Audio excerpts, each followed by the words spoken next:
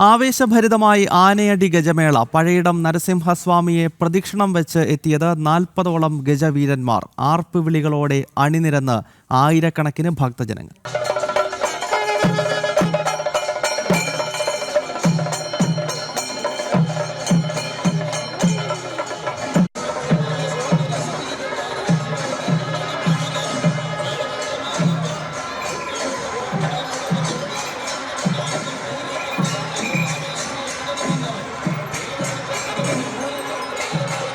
ആനേടി പഴയിടം നരസിംഹസ്വാമി ക്ഷേത്രത്തിലെ ഉത്സവത്തിന് സമാപനം കുറിച്ചുള്ള ഗജമേള നയനമനോഹരമായി.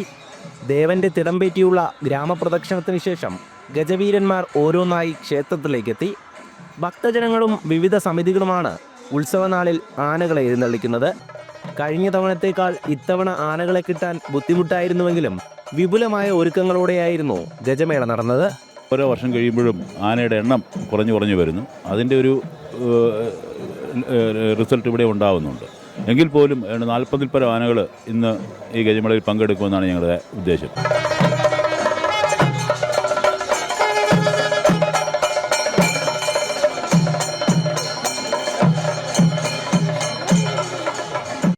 നൂറ്റാണ്ടുകൾക്കപ്പുറം തുടങ്ങിയ ഒരു ചടങ്ങാണ് ആനടി ക്ഷേത്രത്തിൽ. നമ്മുടെ ഏകദേശം 800-ൽ പരം വർഷം പഴക്കമുണ്ട് ക്ഷേത്രത്തിന്. ക്ഷേത്രം പ്രതിഷ്ഠിത കാലം മുതൽ തന്നെ ആനയുമായി ഏറെ പ്രാധാന്യമുണ്ട്. ഞങ്ങളുടെ നാടിൻ്റെ പേര് തന്നെ ആനേടി എന്നാണ്.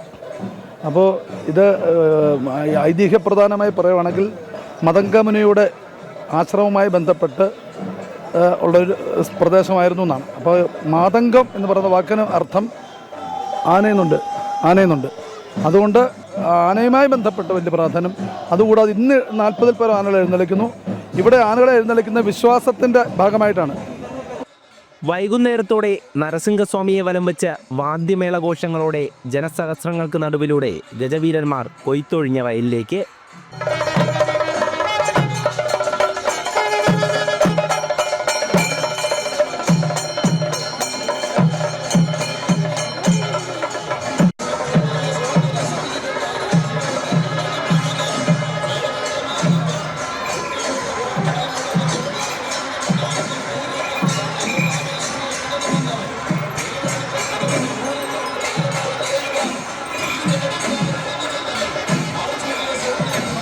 ആനേടി അപ്പു, തൃക്കടവൂർ ശിവരാജു, തിരുവാണിക്കാവ് രാജഗോപാൽ, പുതുപ്പള്ളി സാധു തുടങ്ങി കേരളത്തിലെ പ്രമുഖ ഗജകേസരികൾക്കൊപ്പം നേർച്ചയായി എഴുന്നള്ളിച്ച 40ഓളം ഗജവീരന്മാരും അണിനിരന്നു.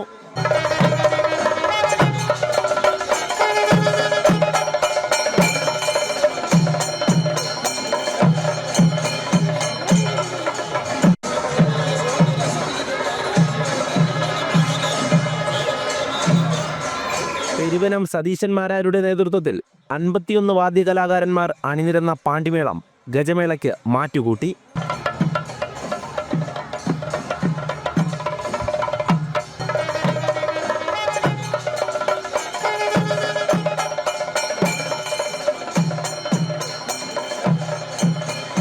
മകരച്ചൂടിനെ അവഗണിച്ച് വിദേശികൾ ഉൾപ്പെടെ ആയിരങ്ങളാണ് പൂരനഗരിയിലേക്ക് ഒഴുകിയെത്തിയത്.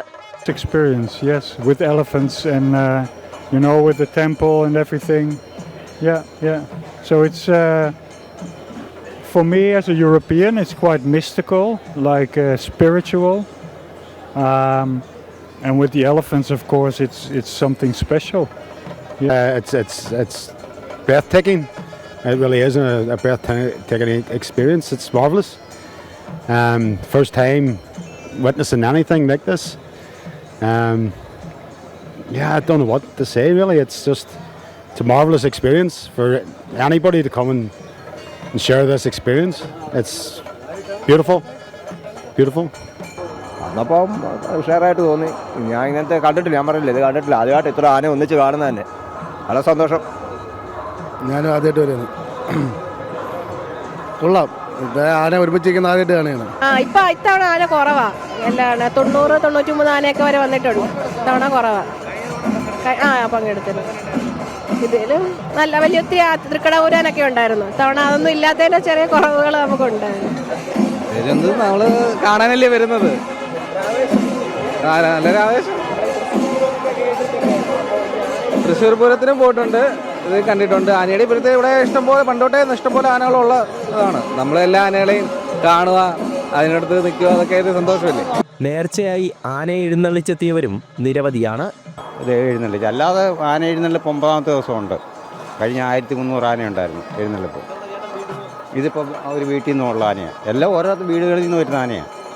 നടത്തും, എല്ലാവരും നടത്തും. അവരെ കാര്യങ്ങൾ സഹായിച്ചു കൊടുക്കുന്നതാണ്. ഒരു കാര്യം പറഞ്ഞു കഴിഞ്ഞാൽ വെളിപ്പുറത്തുള്ള ആളാണ്.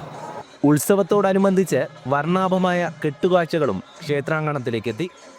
ആനച്ചന്തവും മേളപ്പെരുക്കവും ഒത്തുചേർന്ന ഗജമേളയ്ക്ക് ശേഷം തിരുവാറാട്ടോടെയാണ് ഉത്സവത്തിന് സമാപനം കുറിച്ചത്. ജനം, കൊല്ലം.